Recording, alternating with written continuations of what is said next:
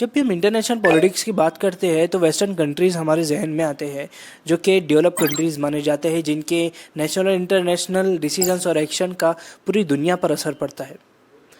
ये थ्योरीज़ और थिंकिंग्स और ये आइडियोलॉजीज़ जो कि वेस्ट ने पूरी दुनिया को दी, जो कि डेमोक्रेसी, कम्युनिज़म, जो कि liberty, freedom, equality, humanism, feminism, ये सारी चीज़ें जो दुनिया में फॉलो की जाती है। अगर वेस्टर्न पॉलिटिकल थॉट की रूट को टच किया जाए तो हमको एथेंस की उस वक्त की स्टडी करना होगी जहाँ पे दो प्रोमिनेंट फिलोसोफर जिनके थॉट्स ने पॉलिटिकल साइंस को इवॉल्व किया है।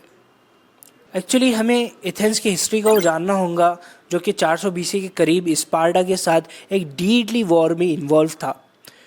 और एथेंस ये वॉर धीरे धीरे हारता जा रहा था, और उसकी वजह ये थी कि एथेंस के जो ऑफिशियल्स थे, एथेंस के जो ऑफिसर्स थे, वो बहुत ज़्यादा करप्ट हो गए थे। और उनकी करप्शन का ये आलम था कि वो अपने कंट्री की इंफॉर्मेशन अपने दुश्मन मुल्क स्पार्टा को दे दिया करते थे, जिसकी वजह से एथेंस को एक बहुत बड़ी हार का सामना करना पड़ा। ये सारी चीज़ें सोक्रेट्स के जहन पर असर डालती है। सोक्रेट्स वो ज़माने के एक टीचर हुआ करते थे, एक फ़िलोसोफर हुआ करते थे, एस्ट्रोनॉमी की स्टडीज़ किया करते थे, और प्लाटो उनके शागिर्द थे, स्टूडेंट थे। सोक्रेट्स जाहिर सी बात है वो ज़माने के एजुकेशन सिस्टम के ख़िलाफ़ थे, जो कि ये फ्यूचर जनरेशन को सिखा रहा था कि मनी और पावर ही सब कुछ है। मनी और पावर होने की वजह से आप अपने कंट्री को, आप अपने लोगों को बचा सकते हैं, आप अपने आप को बचा सकते हैं। अगर आप अपने आप को बचाएंगे मतलब आप कलेक्टिवली लोगों को बचाएंगे। लेकिन ये चीज़ें लोगों के अंदर, स्टूडेंट्स के अंदर एक मनी और पावर के लिए लस्ट पैदा कर रही थी, जो कि करप्शन तक के उनको लेके जा रहा था। कि सोक्रेट्स सोफिस्ट की ये सिस्टम के ख़िलाफ़ थे। सोफिस्ट वो ज़माने के पावरफुल लोग थे, वो ज़माने के ब्यूरोक्रेट से उनकी पहचान थी, वो ज़माने से उनके पॉलिटिशियन से पहचान थी। इस वजह से सोक्रेट्स को जेल में डाल दिया जाता है और उनको सज़ाए मौत सुनाई जाती है। सोक्रेट्स के कुछ फॉलोअर्स उनको ये ऑफ़र देते हैं कि आपको हम जेल से निकाल सकते हैं, आपको बस किसी दूसरी कंट्री में जाकर बसना होगा, कोई दूसरी कंट्री में जाके सेटल होना पड़ेगा। लेकिन सोक्रेट्स इस ऑफ़र को ठुकरा देते हैं, और सोक्रेट्स ये कहते हैं कि अगर मैं इस ऑफ़र को मान लूँ, इसका मतलब ये होगा कि मैं लॉलेसनेस को फॉलो कर रहा हूँ अपनी जान बचाने के लिए।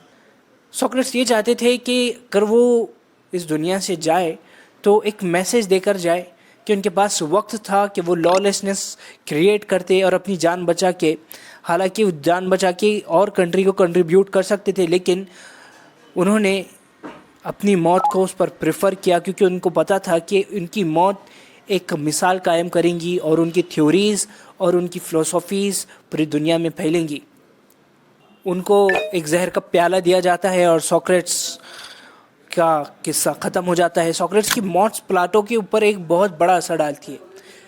सबसे पहले प्लाटो सिसिली गए एथेंस छोड़कर, फिर इटली गए, इटली से इजिप्ट रवाना हुए। इजिप्ट जाके उन्होंने ये सोचा कि प्लाटो एक एकेडमी कायम करेंगे जिसके अंदर वो एस्ट्रोनॉमी, बाकी अदर सब्जेक्ट्स के साथ सोक्रेट्स की फ़िलोसॉफ़ीज़ को इनरिच करेंगे, उसको सिखाएंगे, उसके बेसिस पे स्टूडेंट्स बिल्ड करेंगे।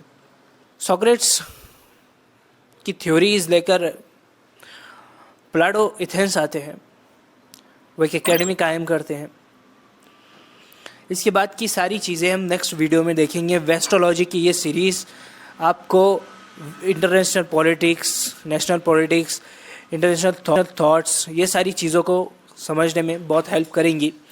तो फॉलो करें, लाइक करें, और वीडियो पसंद आया तो शेयर करें। अस्सलाम वालेकुम।